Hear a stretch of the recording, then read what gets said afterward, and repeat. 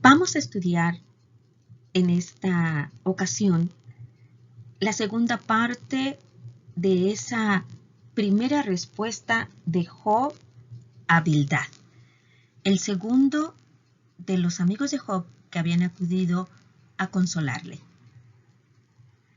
Entonces, esa es el encabezado, el título de nuestra lección. Y para ello vamos a terminar el capítulo 9, del 25 al 35, y el capítulo 10. Entonces es Job hablando.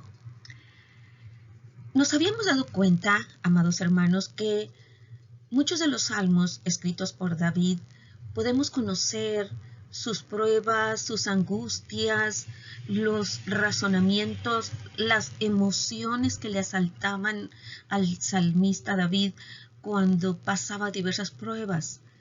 Y ahora que estamos viendo este libro de Job, realmente nos da asombro ver cómo expresa de manera poética Job sus luchas, ese encuentro de sus emociones, como vamos a ver en esta parte 2. Y en todo ello podríamos decir que Job no renegó de su fe en Dios, sino que se mantuvo. Lo único que él quería saber, quizá lo que muchos seres humanos preguntan, el por qué estaba pasando esa tribulación. Entonces, nuestra verdad central precisamente tiene que ver con esas emociones. Y dice así: en su frustración, Job llegó a la falsa conclusión de que Dios buscaba atraparlo. Así él lo percibía. Y en ese sentido, amados hermanos, es con el sentido correcto que debemos darle. Es la perspectiva de Job humana en cuanto a tratar de interpretar toda esa enorme prueba que estaba pasando. Y entonces vemos su tristeza, su dolor, en esta ocasión su frustración, que de repente decide hacer algo y luego hace todo lo contrario, como cualquier ser humano. Entonces ayuda mucho conocer esta lucha, porque no sabemos si Dios en su voluntad nos vaya a pasar por ese crisol. Entonces recurrir a este libro de Job para ver cómo es Dios infinitamente paciente y misericordioso. Entonces, mis amados hermanos, esta es la segunda parte de la respuesta de Job. ¿Qué fue lo que vimos en la parte 1 para recordar? Se respondió o vimos esta pregunta: ¿cómo es posible que un hombre pueda altercar con Dios, que es el soberano majestuoso? Eso lo vimos en el capítulo 9, del 1 al 13. Job quedaría apabullado por el Altísimo si tratara de enfrentarse a él.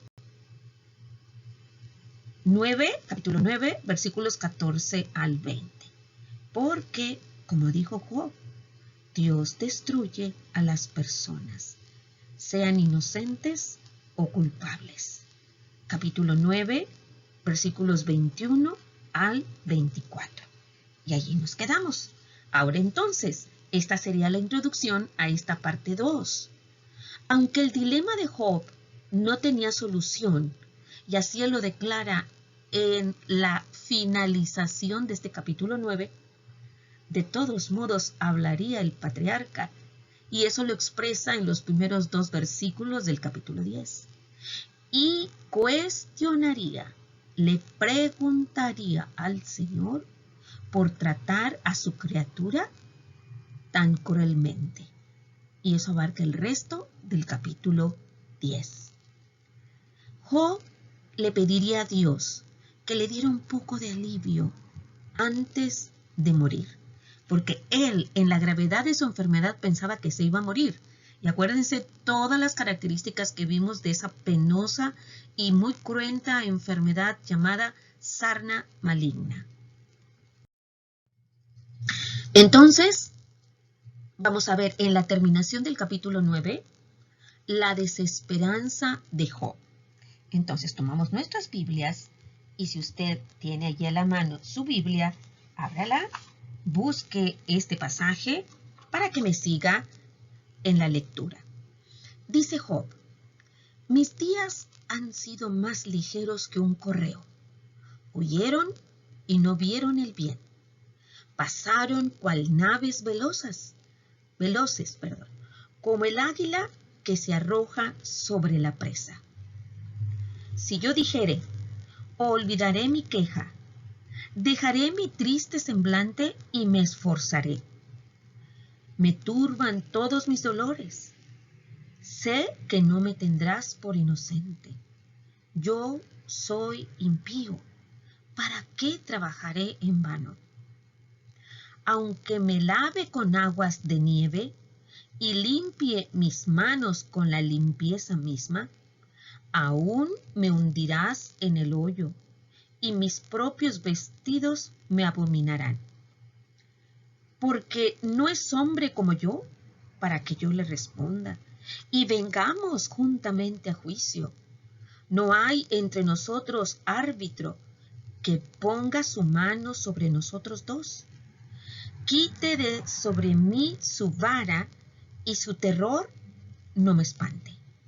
Entonces hablaré y no le temeré, porque en este estado no estoy en mí.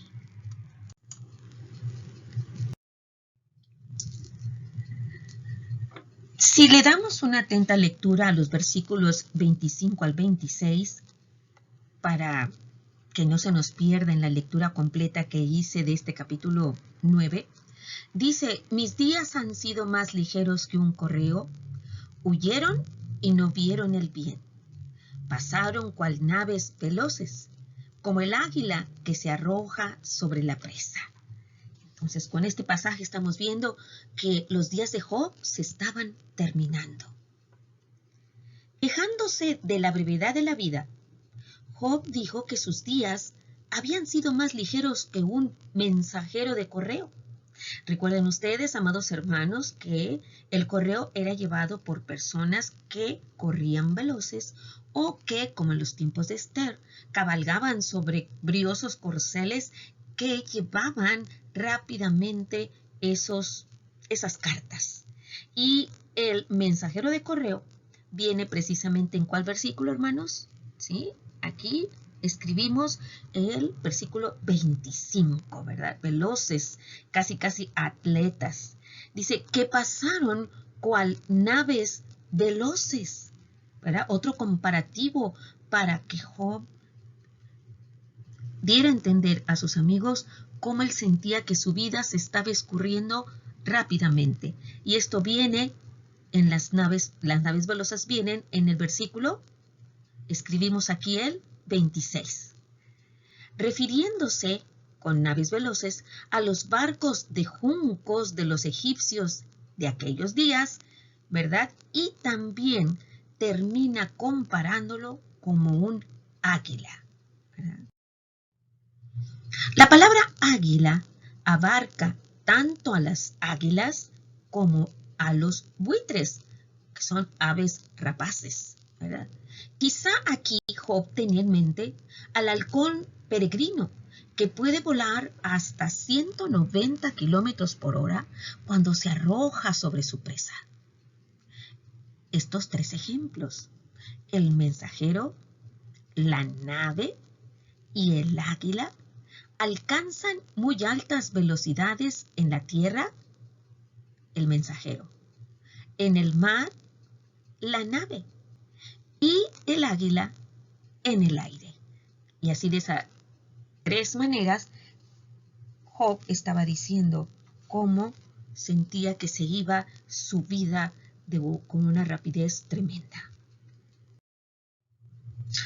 Ahora, en los versículos 27 al 31, podemos encontrar que Dios consideraba a Job culpable sin importar lo que hiciera. Recuérdese, hermano, es lo que pasaba por la mente, por la cabeza de Job. Job sentía que Dios lo consideraba culpable sin importar lo que hiciera. Entonces, en el 27 al 31 dice, si yo dijere, olvidaré mi queja, dejaré mi triste semblante y me esforzaré, me turban todos mis dolores. Sé que no me tendrás por inocente. Yo soy impío. ¿Para qué trabajaré en vano? Aunque me lave con aguas de nieve y limpie mis manos con la limpieza misma, aún me hundirás en el hoyo y mis propios vestidos me abominarán. El aprieto de Job era enorme, porque aunque trataba de olvidar su queja y dejar su triste semblante y alegrarse, todavía se sentiría, según la primera línea del versículo 29, se consideraría o se sentiría, escribimos, impío delante de Dios. Así que, ¿para qué esforzarse? Aunque se lavara externamente como señal, como una ceremonia de pureza interna, aunque se lavare con, en el versículo 30 se habla de aguas de nieve blanca, ¿verdad? Para que borrara toda la impureza del pecado. Job pensaba que Dios estaba a tal grado en su contra que lo hundiría en el hoyo. En algunas versiones, esta aguas de nieve, o sea, así blanca, era como lavarse las manos con jabón que produce una espuma blanca. Entonces, por eso Job dijo, con aguas de nieve. Para terminar este capítulo, dice, en estos versículos del 32 al 35, nadie podía abogar por la causa de Job. Hablando de Dios dice, porque no es hombre como yo, para que yo le responda, y vengamos juntamente a juicio. No hay entre nosotros árbitro que ponga su mano sobre nosotros dos. Quite de sobre mí su vara, y su terror no me espante. Entonces hablaré y no le temeré, porque en este estado no estoy en mí. Otra vez, la idea de debatir su situación en un juicio le pareció inútil. ¿Por qué decimos otra vez? ¿Se acuerdan ustedes, amados hermanos, que en el estudio anterior vamos a entresacar estos versículos 9, 3 y 14 que dice así? Si quisiere contender con él, se está refiriendo a Dios, no le podrá responder a una cosa entre mil. ¿Cuánto menos le responderé yo y hablaré con él palabras escogidas? Después de todo, Dios es Dios. Dios es divino y no es hombre. Es más, como dice Job, no podría existir ningún árbitro que pudiera ponerse arriba de Dios como del hombre, porque Job había expresado, ¿quién podrá ser mayor que el Altísimo? Escuchar imparcialmente ambas partes, es decir, poner su mano sobre los dos y quitar sobre de Job la vara divina de la aflicción y de terror, que era lo que Job sentía sobre su cabeza. Este enunciado lo encontramos ¿en qué versículo? Vamos a escribir aquí el versículo 34. Así era su vara de aflicción y de terror por medio de esa enfermedad. Si tal cosa fuera posible, Job se enfrentaría a Dios sin temor, pero se arrepintió de hacerlo y dijo desesperado, porque en este estado no estoy en mí. Y a este respecto, amados hermanos, para tener un mejor sentido de esta frase, de este enunciado que está un poquito difícil, la Biblia, Nueva Traducción Viviente, dice: no puedo lograrlo con mis propias fuerzas. No puedo lograrlo con mis propias fuerzas. Dice, entonces, si pudiera haber un árbitro, dice, estaría mejor mi situación, porque quitarían la vara de la aflicción sobre mí y el terror, ¿verdad? Pero pues no era posible. ¿Quién podría ponerse por arriba del Altísimo? Pasamos a la parte 2 de nuestro estudio. Y en esta parte 2 podemos ver la desesperación de Job. Caray, amados hermanos. Por un lado, los amigos que habían ido a consolarle le querían ayudar, entre comillas, presionándolo para que encontrara ese pecado por el cual estaba siendo castigado. Y entonces, cuando él confesara ese pecado, dejaría de sufrir. Y Job no encontraba cuál era ese pecado. Ya habíamos sentado las bases en los primeros 2 capítulos que el mismo Dios había dicho que él era recto y justo. Entonces, definitivamente que había desesperación en Job. Todo el capítulo 10, del 1 al 22, veremos este enfoque, con este título. Y empezamos con los versículos del 1 al 7, ¿verdad? Del 1 al 7. Entonces, recuérdese cómo el Señor es clemente y misericordioso. Y veamos qué es lo que quisiera hacer Job. La palabra dice así: está mi alma hastiada de mi vida. Daré libre curso a mi queja. Hablaré con amargura de mi alma. Diré a Dios: no me condenes. Hazme entender por qué contiendes conmigo. ¿Te parece bien que oprimas, que deseches la obra de tus manos y que favorezcas los designios de los impíos? ¿Tienes tú acaso ojos de carne? ¿Ves tú cómo ve el hombre? ¿Son tus días como los días del hombre o tus años como los tiempos humanos? Para que inquieras mi iniquidad y busques mi pecado, aunque tú sabes que no soy impío y que no hay quien de tu mano me libre. Aquí hay un desafío que Job hace a Dios. Siguiendo con la idea en que nos quedamos al final del capítulo 9 de la existencia de un árbitro, dice, puesto que no había un árbitro que pudiera mediar en el caso de Job, este decidió convertirse en su propio abogado defensor.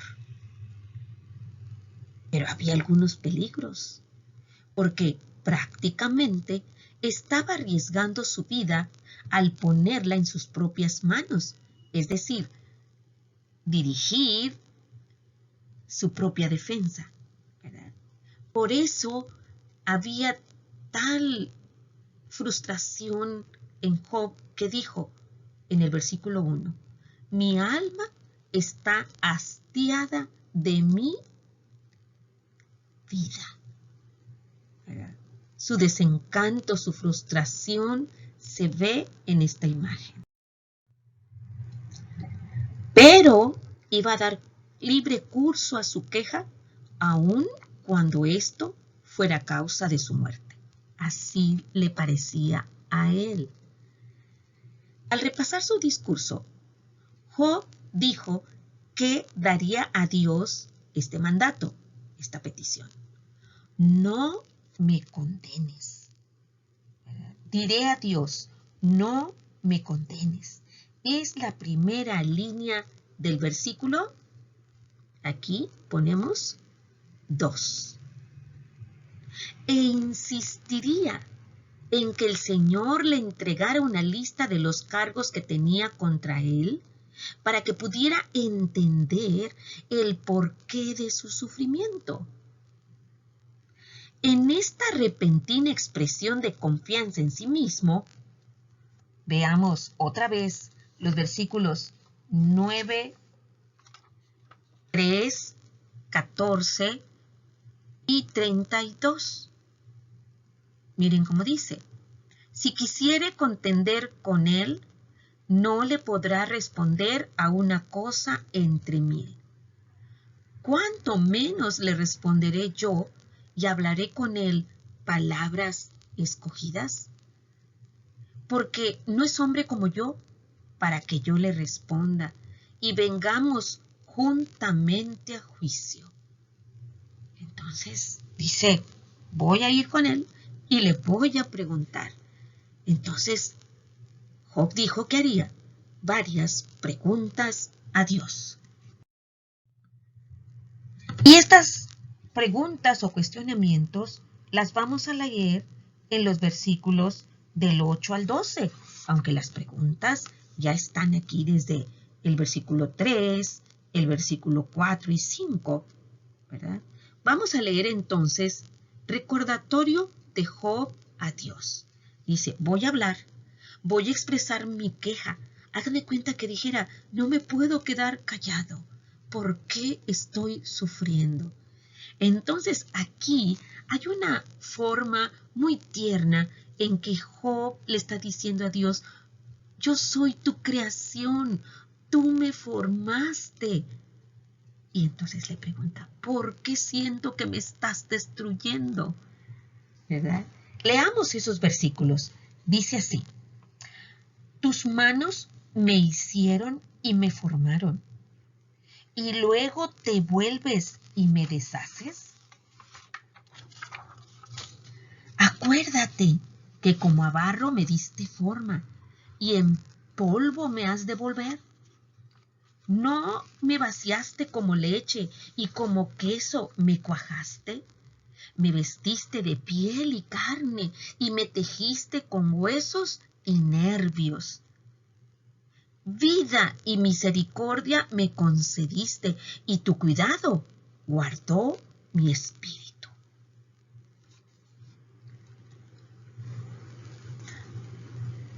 Al destruir a Job con sus propias manos, repito, en la perspectiva de Job, Dios estaba siendo inconsistente, porque sus manos fueron las que lo hicieron y formaron en el vientre de su madre como hace un alfarero con el barro.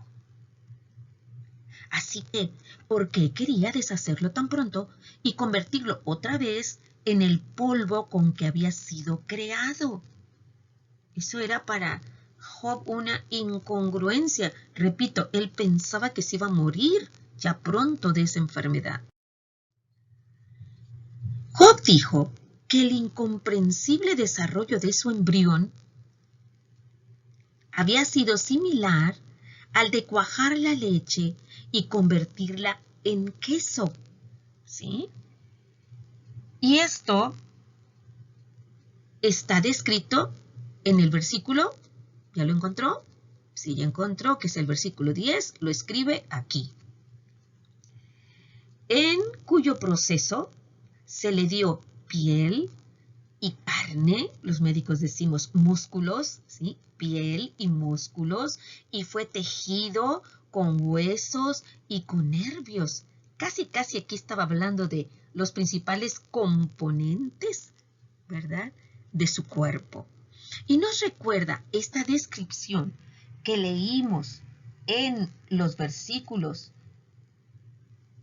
11 y 12 al precioso Salmo 139 en los últimos 2 versículos, que dice así, porque tú formaste mis entrañas, tú me hiciste en el vientre de mi madre, Te alabaré porque formidables, maravillosas son tus obras. Estoy maravillado y mi alma lo sabe muy bien. Después de darle vida y el cuidado para su espíritu, fíjense cómo él incluye, además de que lo conformó con sus componentes de músculos, huesos, nervios, piel, dice que le cuidó en su espíritu en el versículo 12. Lo complementamos con estos dos versículos, el 29.2 y el 39.7, que dicen así. ¿Quién me volviese como en los meses pasados, como en los días en que Dios me guardaba? ¿Verdad? Le guardaba su vida y había cuidado para su espíritu. Y en el 36.7 dice, no apartará de los justos sus ojos, antes bien, con los reyes los pondrá en trono para siempre y serán exaltados. Dice, de Dios, que Dios no aparta de los ojos sus ojos, de los justos sus ojos. ¿Se da cuenta, amado hermano? Nosotros no somos justos, pero estamos justificados, porque así lo leemos en Romanos, justificados pues por la fe. Entonces dice aquí que no aparta de los justos sus ojos. Ese es el cuidado paternal y santo que tiene Dios para con nosotros. Y entonces por eso Job decía, ¿por qué había Dios de volverse contra él?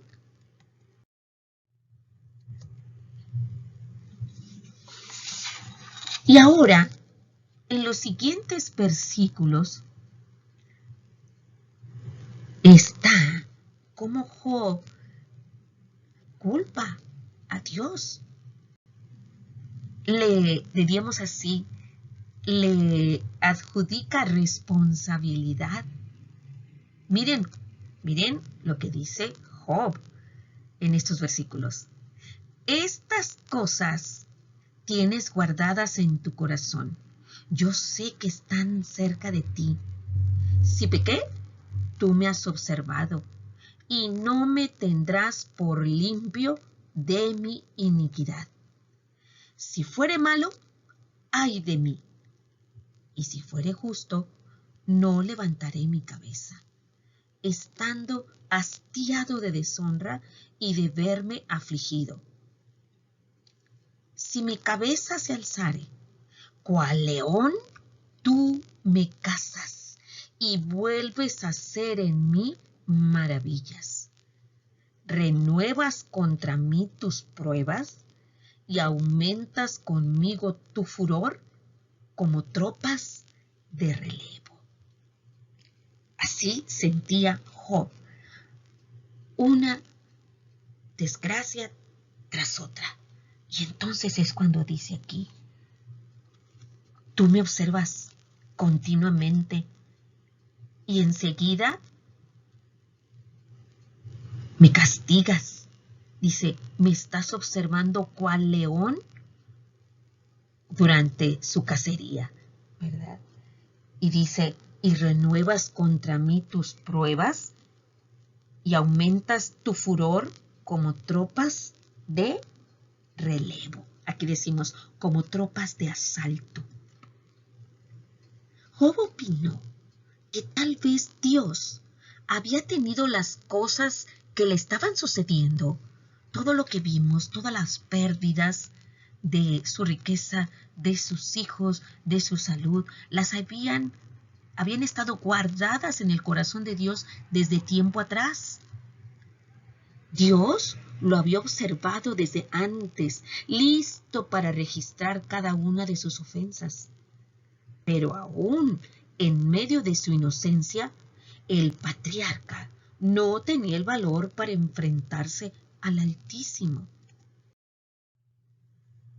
Esto contrasta con su repentina demostración de confianza registrada en el inicio del capítulo 10, Entonces, fíjense cómo, como decimos aquí, tenía emociones encontradas. De repente se sentía con mucha confianza y decía, yo quiero ir contigo, yo quiero preguntarte, quiero que me digas, pero por otra parte, ¿sí? Como lo estamos viendo aquí, es que siento como que tú me estás casando. Cada una de mis iniquidades tú las llevas registradas. Entonces, según Job, Dios lo estaba acechando como lo hace en el versículo 16, un mamífero poderosísimo, un león, listo para caer sobre él y cazarlo con su fabuloso poder, y amontonando más pruebas y cargos sobre él. Job sintió que su inocencia no significaba nada para Dios, porque el soberano estaba contra él sin importar nada más. Todo este texto es en la perspectiva de Job. Así lo interpretaba Job. Así que, frustrado, desconsolado, sin poder explicarse las cosas, en la parte final de su intervención, de su respuesta a Bildad, Job hace una petición a Dios. Dice, ¿por qué me sacaste de la matriz? Hubiera yo expirado y ningún ojo me habría visto. Fuera como si nunca hubiera existido, llevado del vientre a la sepultura. ¿No son pocos mis días? Cesa, pues, y déjame, para que me consuele un poco, antes que vaya para no volver a la tierra de tinieblas y de sombra de muerte, tierra de oscuridad, lóbrega, como sombra de muerte y sin orden, y cuya luz es como densas tinieblas. Y ahí termina la respuesta. Una vez más, el quejoso Job solicitó la muerte, deseando no haber nacido. Y ya lo habíamos estudiado en la primera de las expresiones que tuvo Job de su lamento, antes de empezar a escuchar la intervención de sus amigos. Job 3:17. Él, ¿se acuerdan ustedes? Deseó morir, de ir a la tumba. Por eso dice en el 3:17, allí los impíos dejan de perturbar y allí descansan los de agotadas fuerzas. Si hubiera expirado como un mortinato y hubiera pasado, diríamos, de la sala de partos, donde apenas había salido del vientre de su madre a la sepultura, se hubiera evitado toda esa miseria. Pero, puesto que estaba a punto de morir, así lo expresó él en el 14, 1 y 2, acabamos de ver ahorita en las citas anteriores que él decía que su vida se estaba yendo demasiado rápido. En el capítulo 9, 25, 26 y 27, ¿verdad? Entonces, en el 14, 1 y 2 dice así, el hombre nacido de mujer, corto de días y hastiado de sinsabores, sale como una flor y es cortado, y huye como la sombra y no permanece. Job estaba a punto de morir, así sentía él, y le pidió a Dios que le diera cuando menos un breve consuelo y un poco de alegría, ¿verdad? En el 9:25 exactamente encontramos la palabra bien, ¿verdad? Dice que sus días habían huido y no vieron el bien, ¿verdad? En la nueva versión internacional 99, precisamente el 10:20, línea B, donde dice, cesa pues y déjame para que me consuele un poco, esta versión dice, déjame disfrutar de un momento de alegría antes que se fuera para no volver. La muerte sería eterna y estaría llena de tinieblas. En estos últimos versículos, el 21 y el 22, se combinan 4 palabras hebreas para expresar la oscuridad del sepulcro. Tinieblas o sec, sombra de muerte, salmahuet, tierra de oscuridad, epa, y densas tinieblas, opel. Este discurso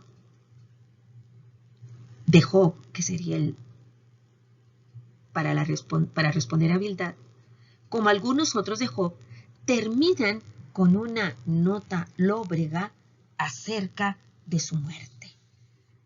Y para constatarlo, repasamos precisamente esos versículos en donde prácticamente está terminando su discurso.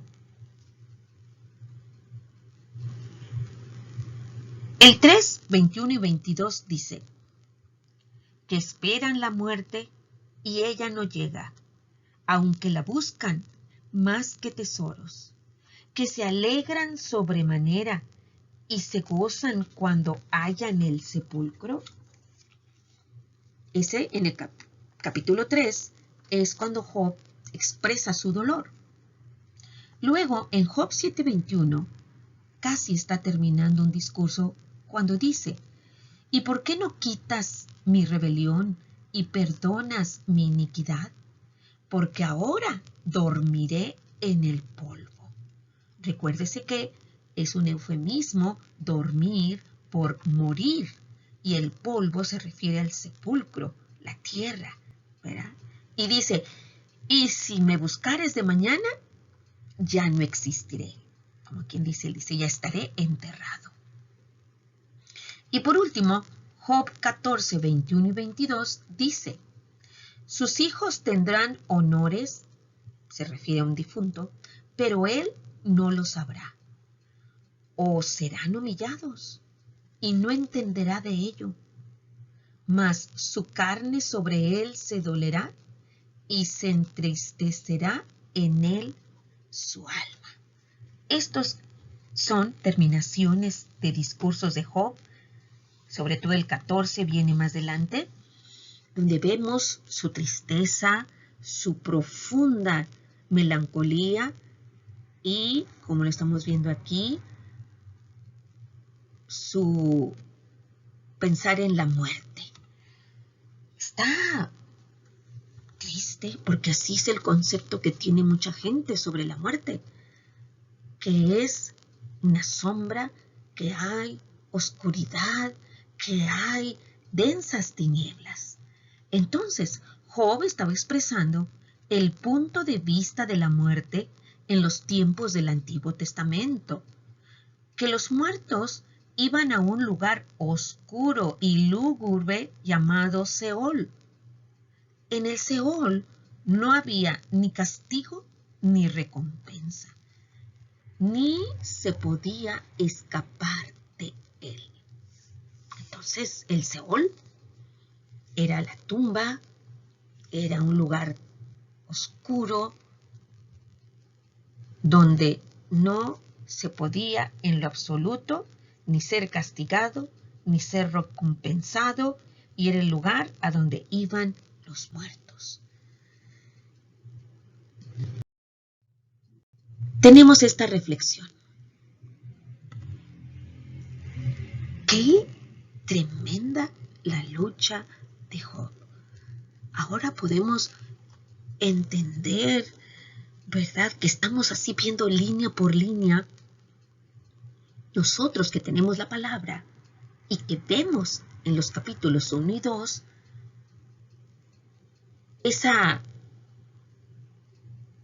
ese desafío, esa cuestión que tenía que resolverse entre Dios y su enemigo, Satanás, estando Job en medio, entonces vemos en el pensar de Job cuánta confusión, turbación, no entendía. Entonces, la reflexión está en esa tesitura, que el alma que está cursando una tempestad, como se ve aquí, considere a Job y se fije en que los demás han pasado este abismo espantoso.